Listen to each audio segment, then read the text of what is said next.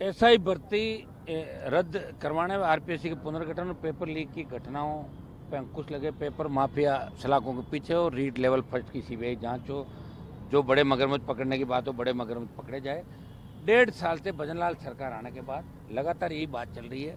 दुर्भाग्य से 1.5 साल बाद भी 46 डिग्री तापमान पर आरएलपी पार्टी जवानों के साथ, छात्राओं के साथ, किसान के बेटों के साथ 17 दिन का तो धरना हो गया और 6-7 दिन जो डेफर किया ऑपरेशन सिंदूर के बाद, ते भी 24 दिन से मजबूती के साथ राष्ट्रीय लोकतांत्रिक पार्टी एसआई भर्ती रद्द करवाने, आरपीएससी के पुनर्गठन और अन्य मुद्दों को लेकर यहाँ धरना दे रही है। हम 25 तारीख को 1 लाख जवानों की रैली, बेरोजगार नौजवानों की, छात्रों की रैली हम राजधानी के अंदर कर रहे हैं। उसका स्थान शाम सुबह हम देख लेंगे, क्योंकि 4-5 मैदान है अंदर, जिनमें कई जगह दूसरे कार्यक्रम चल रहे हैं। तो मैदान हम रात को या सुबह तक हमारा तय होगा। 25 तारीख को 1 लाख छात्र और युवा यहाँ पे भजनलाल सरकार के खिलाफ लामबंद होगा, धरना देगा, रैली करेगा, अपना आक्रोश व्यक्त करेगा। मुद्दे होंगे एसआई भर्ती को रद्द करें, आरपीएससी का पुनर्गठन करें, सशक्त लोकायुक्त, बेरोजगारों को रोजगार, खाली पद भरें, और तमाम जो पीटीआई का 22 का मामला हो, चाहे दूसरे मामले हो, जो भर्तियां रद्द हुई है, जो पेपर लीक में जो भी जांचें, मैं चाहता हूं कुछ मामले सीबीआई को दिए जाएं, क्योंकि एसओजी के अंदर भी एक सेटलमेंट का कमरा अलग बना हुआ है कि एसओजी कह रही 400 थानेदार फर्जी है, लेकिन 53-54 की गिरफ्तारी हुई आज तक। 102 जो पकड़े हैं, 3 उसके अंदर तो दूसरे लोग हैं साथ में कि ये पेपर दिलाने के अंदर थे, लेकिन 400 की जगह के 250 भी पकड़ लेते तो लगता है कि एसओजी काम करे। एसओजी भी स्टाफ ही नहीं है, 30 का स्टाफ कैसे पकड़ सकता है। हम तो मांग करी कि कम से कम 70 आदमी और भेजे, 100 का त्वरित स्टाफ हो जो रोज पकड़ा दगड़ी करे, लाके अंदर ठूसे, तो 400 पकड़े जाते तो आधा काम ही हो जाता। दूसरी तरफ भजनलाल सरकार के मंत्री जो चयनित अभ्यर्थी है, जो ट्रेनी है, उनको प्रेस कॉन्फ्रेंस अलग करा रहे हैं, उनको कह रहे हैं तुम ये कहो भर्ती रद्द मत करो ताकि काउंटर हो जाए, हम भर्ती रद्द नहीं करनी पड़े। भर्ती रद्द करना तुम्हारा बीजेपी का एजेंडा था।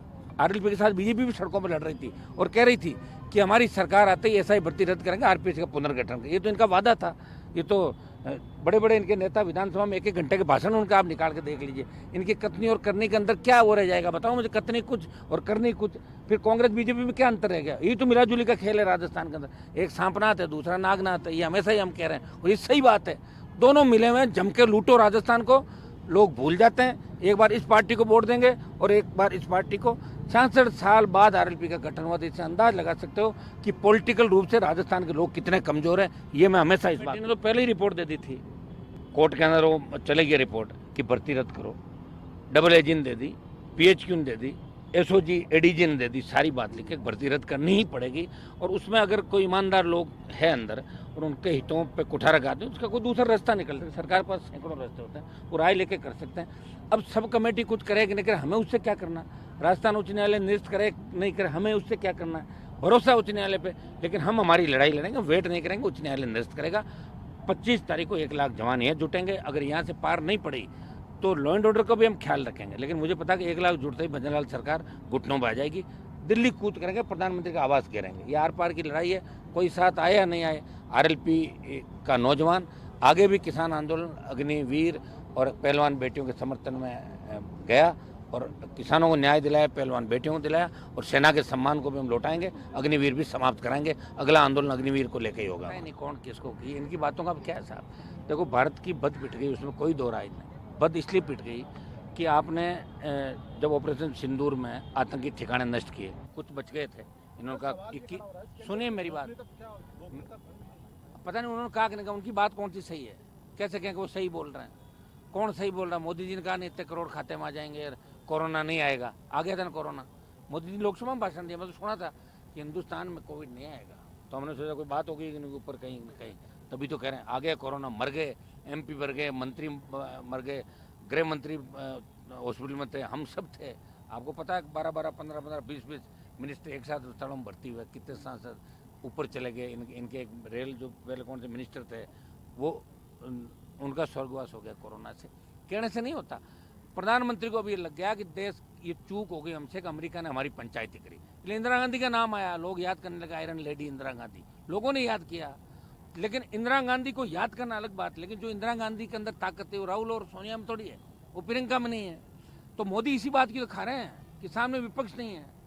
थोड़ा बहुत गड़बड़ करे तो उनको पकड़ लाते हैं वाड्रा को कि बंद करेंगे, ये जाके शाम को भाई बहन छुड़ा लाते हैं, आ जा तो छोटो साहब हम 15 दिन बयान नहीं देंगे।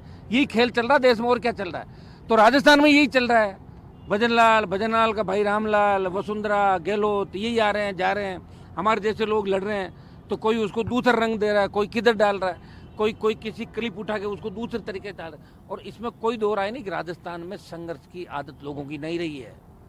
कुछ समय संघर्ष करना और भूल जाना, नई बात 9 दिन, राजस्थान में यही कथाएं रही और ये सही भी है, गलत नहीं है। कुछ लोग राजस्थान में लड़े होंगे, राजस्थान की लड़ाई की हिस्ट्री नहीं है। मैं तो गया हूँ दिल्ली, वहाँ जब दूसरे स्टेट के लोग उंगली करते हैं हमारे सामने, तब लगता है कि राजस्थान में लड़ाके कम थे। अगर लड़ाके होते तो निश्चित रूप से, जब आज़ादी का आंदोलन था, जब अंग्रेजों से लड़ाई लड़ रहे थे, तो भगत सिंह का नाम आता है, बंगाल से लेके, बिहार से लेके, दिल्ली से लेके, हरियाणा से लेके तमाम योद्धाओं का नाम आता है। फिर राजस्थान का नाम क्यों नहीं आ रहा? आज़ादी का आंदोलन आना चाहिए ना किसी वीर का। कहाँ आ रहा नाम, बताओ मुझे। रोड के ये कहा था ना ना वो, हाँ आज तक तो दिया था आपने ना, वो ऐसा नहीं दिया।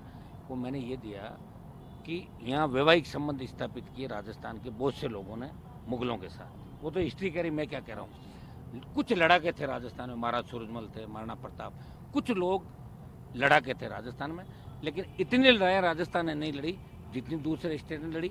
और आज़ादी के आंदोलन में राजस्थान का कोई गीत नहीं गाया जाता। आज़ादी का आंदोलन जो अंग्रेजों के खिलाफ हुआ 1857 की क्रांति के बाद 1947 तक देखो ना कि कौन से राजस्थानी ने भगत सिंह की भूमिका निभाई, मुझे नाम बताओ उसका, मैं भी जानना चाहता हूँ। और जिस स्टेट के अंदर पॉलिटिकल पार्टी दो ही रहे, एक बार शोषण इससे करवाते हैं और एक बार बीजेपी से, एक बार कांग्रेस से, एक बार बीजेपी, कहाँ लड़ रहे हैं फिर बताओ। लड़ तो मैं रहा हूँ जो बैठा हूँ 46 डिग्री तापमान पे, और -2 पे 70 दिन बॉर्डर पे बैठा था। वसुंधरा जब आई 14 के अंदर, तो नागौर कलेक्ट्रेट में -2 डिग्री तापमान पर 42 दिन तक धरने पे बैठा था। राजस्थान के बड़े बड़े नेताओं को मैं देखता हूँ, एक दिन का धरना देते हैं, तीसरे दिन सेटलमेंट करके भाग जाते हैं। बजरी माफिया के खिलाफ मैंने ऐसा आंदोलन किया कि बजरी माफिया को उसकी औकात दिखा दी।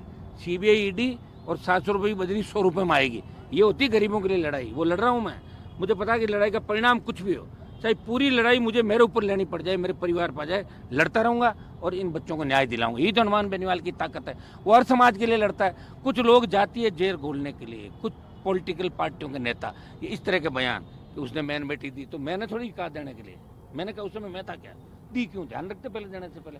और जिन्होंने नहीं दी उनका नाम कोई नहीं ले रहा है, और जिन्होंने दी उनके तो नाम ले रहे हैं लोग।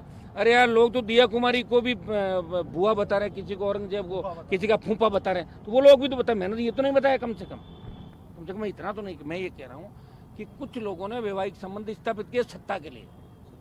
महाराज सूरजमल की लड़ाई को इतिहास जानता है, दिल्ली के चारों तरफ उनका ही डंका बजता था। महाराणा प्रताप ने लड़ाई लड़ी, तो ये लड़ाई लड़ी उनका ही तो नाम लूंगा। अब लोग सोच रहे हैं लड़ाई जिन्होंने नहीं लड़ी उनका मैं थोड़ी बोलूँगा, वो तो भजनलाल जी से नाम लिवा दो उनका, या अशोक गहलोत ले लेगा, मैं नहीं लूँगा भाई, मैं उनके ही लूँगा जो लड़ाई असली किसने लड़ी।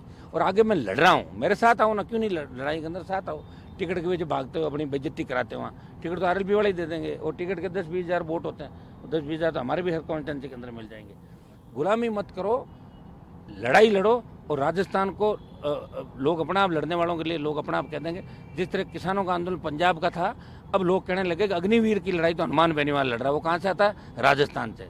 जवानों की रैलियां 2 लाख की पंजाब में करी, हमेशा बॉर्डर पर लड़ रहा हूँ, लोकसभा में लड़ रहा हूँ, और फिर अग्निवीर का आंदोलन देश में लड़के और न्याय दिलाऊंगा। तब देश का नौजवान कहेगा कि नौजवानों की लड़ाई राजस्थान से RLP के सांसद लड़ी और देश के नौजवानों को न्याय दिलाया। जब लड़ेंगे जब भी कहेंगे, बिना लड़े कोई नहीं कहेगा लड़ने वाला है।